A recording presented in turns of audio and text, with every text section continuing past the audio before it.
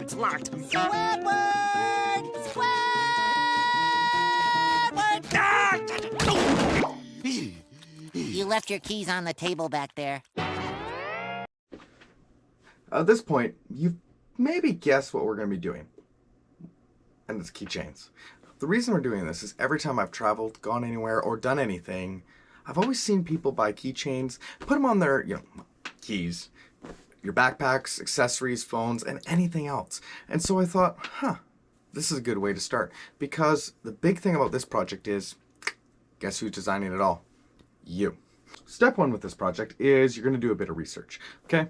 The big thing about this is you can find inspiration. Just don't copy. If you have a favorite book, movie, video game, TV show, whatever, and there's something from there that you want, okay, but let's make it your own.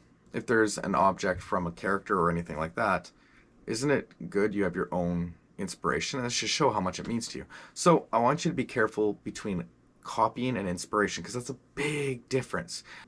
Step two is another simple step. Once you've got your kind of ideas in your head, the next thing is you're going to fold a piece of paper, just like we have done before, into 4 sections. And what you're going to do is you're going to do 4 rough drafts, just like if you were writing an essay, okay? You're probably going to have one idea you like a little more, but try to stay neutral and give 4 really good ideas. Because the next step is you're going to show and get feedback from your other classmates, and to move into step 3. Step 3, not much harder. Take all the feedback from your rough designs, and we're going to go into your good copy. So not your final copy, but your good copy. And you're going to further refine your ideas by flipping over the piece of paper and doing 2 of those ideas and taking the feedback and incorporating them in to make a better quality product.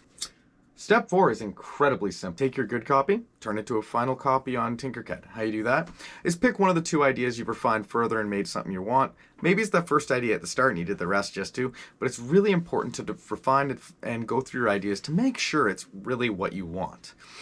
Once you pick that one, you're going to go into Tinkercad using the measurements accompanying this assignment, because I probably will have changed it over time to make things work, and then model it.